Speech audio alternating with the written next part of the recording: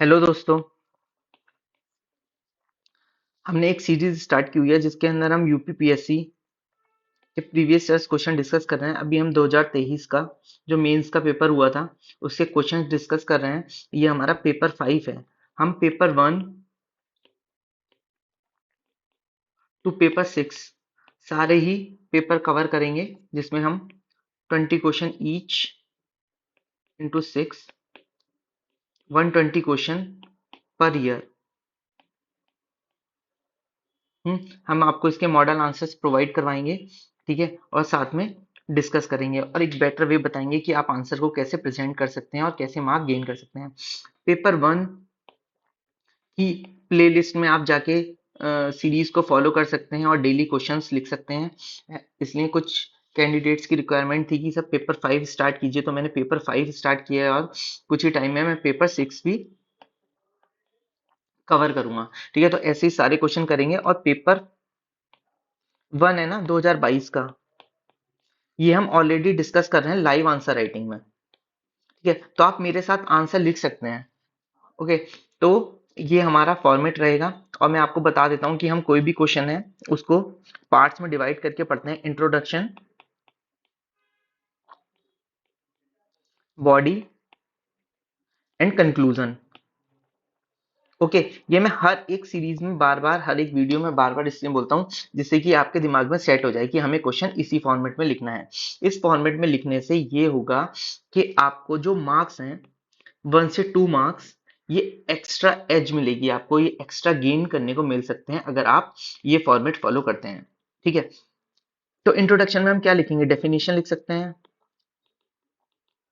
Keyword को explain कर सकते हैं। ठीक है, कोई ऑर्गेनाइजेशन या ग्लोबल ऑर्गेनाइजेशन, कोई डेफिनेशन है, कोई डेटा है, या कुछ भी सेइंग है, आप वो लिख सकते हैं। अगर आर्टिकल पॉलिटी से रिलेटेड है तो आप आर्टिकल से स्टार्ट कर सकते हैं।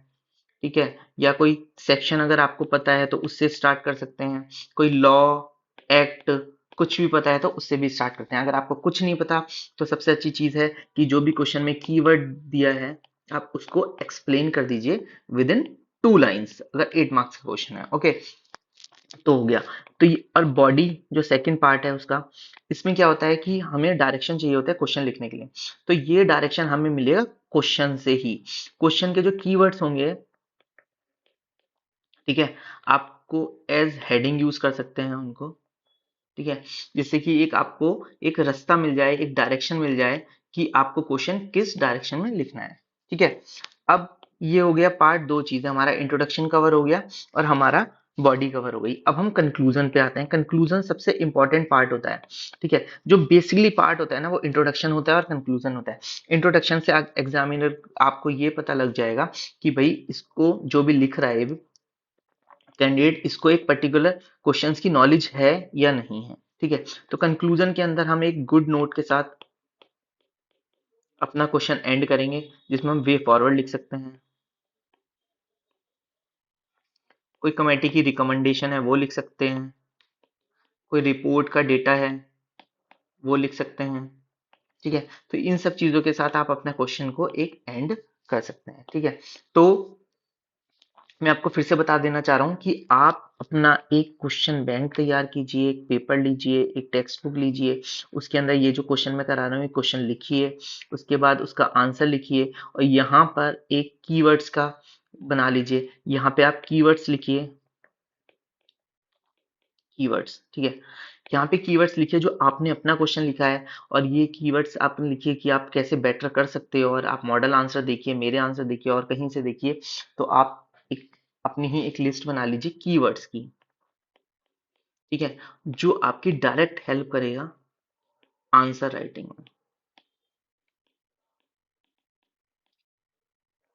ठीक है, आप जितना याद करोगे आपको कुछ याद नहीं रहने वाला जिस दिन आप आंसर लिखोगे। ठीक है, 3 घंटे में आपको 20 लिखने हैं, आपको पता भी नहीं होगा कि आपको क्या लिखना है, वहां पे जाके बिल्कुल ब्लैंक होगा। तो आप वहां पे तभी लिख पाएंगे जब आपने अपनी मसल मेमोरी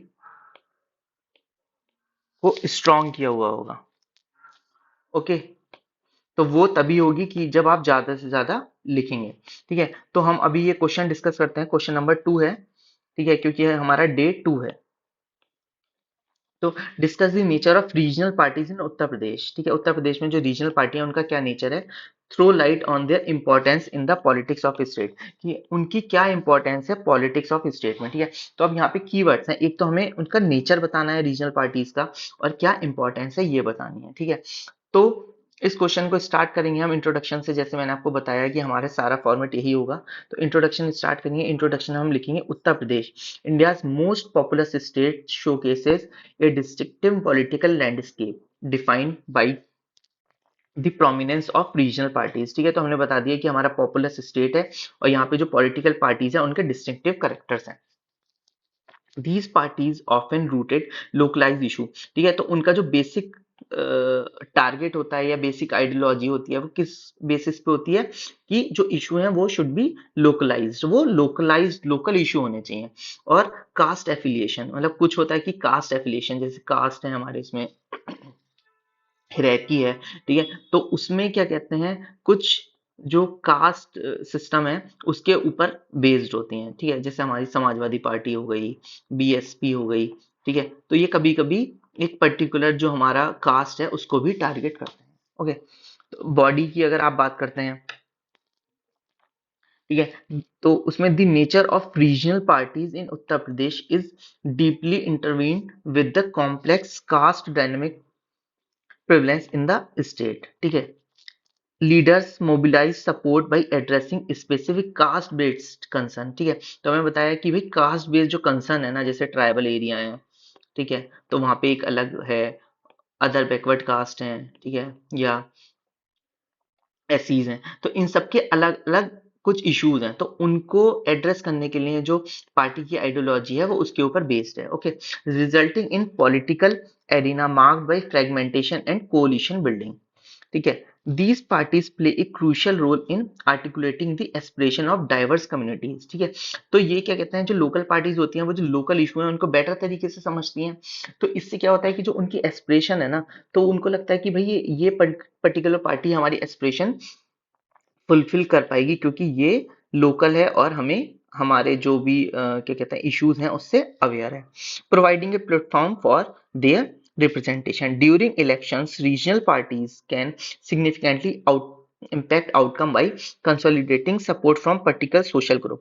ठीक है, कुछ सोशल ग्रुप हैं जिनसे वो अपने वोट बैंक को स्ट्रॉन्ग करती हैं। Reflecting their ability to shape the state's political trajectory, their localized focus allow for a nuanced approach to problem solving, addressing issues that resonate with their diverse populace of उत्तर प्रदेश। ठीक है, तो फिर ये हो गया, हमने बता दिया भाई क्या क्या उसका नेचर है और क्या इंपॉर्टेंस है। ठीक है, तो आप यहाँ पे इंपॉर्टेंस भी लिख सकते हैं, आप यहाँ पे एक हेडिंग भी लिख सकते थे।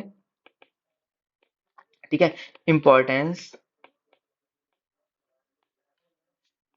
Of regional parties. ठीक है, तो आप ये यहाँ पे अपना आंसर स्टार्ट कर सकते थे ऐसे। अब कंक्लूजन की बात करते हैं, तो the importance of regional parties in Uttar Pradesh lies in their capacity of navigate the intricacies of the state's socio-political landscape. As key stakeholders, they contribute to the democratic process by ensuring that the varied voices within the state fix expression in governance और policy making। ठीक है, तो ये इस चीज को ensure करती है कि जो हमारा हर तबका है ना, ठीक है, हर क्या जो है जो हमारी डेमोक्रेसी है जिसे स्ट्रॉन्ग करता है कि सारे जो स्टेक होल्डर हैं, ठीक है, चाहे वो किसी भी कम्युनिटी, किसी भी कास्ट, माइनॉरिटी, मेजॉरिटी उससे बिलोंग है, तो वो सबको रिप्रेजेंट करे, और एक्सप्रेशन यही एक्सप्रेशन है गवर्नेंस का। ठीक है, और पॉलिसी मेकिंग में उनकी भी हेल्प लेनी है हमको। ठीक है, उनकी भी हेल्प लेनी है, उनके भी कंसर्न को सुनना है। ठीक है, कि वो क्या क्या चाहते हैं, उनकी क्या नीड्स हैं, क्या प्रायोरिटीज होनी चाहिए, तो इस टाइप से हम एक आंसर को एंड करेंगे। ठीक है, ये कुछ मैंने रेफरेंस, एडिशनल रेफरेंस के लिए मेंशन किया है कि कुछ पॉलिटिकल पार्टीज हैं, आप देख सकते हैं, जैसे ठीक है, भारतीय जनता पार्टी है, इंडियन नेशनल कांग्रेस है, समाजवादी पार्टी है। ठीक है, ये देखिए, ये आपकी लोकल, ये जो बेसिकली है ये उत्तर प्रदेश की पार्टी है। ठीक है, और आप आम आदमी पार्टी भी देख सकते हैं। ठीक है। और ये बहुजन समाज वादी पार्टी, ठीक है, एलिफेंट, ये भी यूपी में बहुत ज्यादा स्ट्रांग है। तो ये कुछ रीजनल पार्टीज हैं, ठीक है। मतलब इसमें कुछ नेशनल पार्टीज भी हैं, बट जो रीजनल पार्टीज हैं वो मैंने आपको बता दिया है। ये शिवसेना हो गई जो महाराष्ट्र को गवर्न करती है ज्यादातर। तो ये आप यहाँ से एक रेफरेंस ले सकते हैं थोड़ा, और अपने आंसर को थोड़ा स्ट्रॉन्ग कर सकते हैं। Okay, thank you so much. अगर आपके कोई डाउट हैं या आपके कोई क्वेश्चंस हैं तो आप मेरे चैनल पे जाके कमेंट कर सकते हैं, आप पूछ सकते हैं। मैं डेफिनेटली आपकी हेल्प करूंगा किसी भी चीज से रिलेटेड, चाहे प्री हो चाहे मेंस हो। कोई बुक लिस्ट आपको समझ नहीं आ रही, क्या बुक लिस्ट होनी चाहिए क्या नहीं होना चाहिए, तो मैं आपको बताऊंगा। और आप डायरेक्टली, मेरी रिक्वेस्ट है कि अगर आप सच में चाहते हैं कि आपका मेंस क्वालिफाई हो, तो आपको राइटिंग प्रैक्टिस करनी चाहिए। चाहे आपको 2 क्वेश्चन लिखने हो या 3 क्वेश्चन डेली लिखने हो, तो आप अपनी चॉइस के अकॉर्डिंग कर सकते हैं। और अगर ये आप लिखेंगे डेली, तो आप डेफिनेटली, अगर आप अभी क्वेश्चन 15 मिनट में लिख रहे हैं, आप लीजिए 15 मिनट लीजिए, 20 मिनट लीजिए, 25 लीजिए, कोई बात नहीं। तो ये आप जब तक एग्जाम होगा हमारा अक्टूबर नवंबर में, ठीक है, तब तक आप इसको रिड्यूस करके 7 मिनट या 8 मिनट में ले आएंगे। ओके, तो मैं यही कहूंगा कि आप प्रैक्टिस करते रहिए। More practice, more gain, more writing. ठीक है, तो आपको ये हेल्प करेगा definitely. Okay, thank you so much. Like and subscribe for more videos. Bye bye.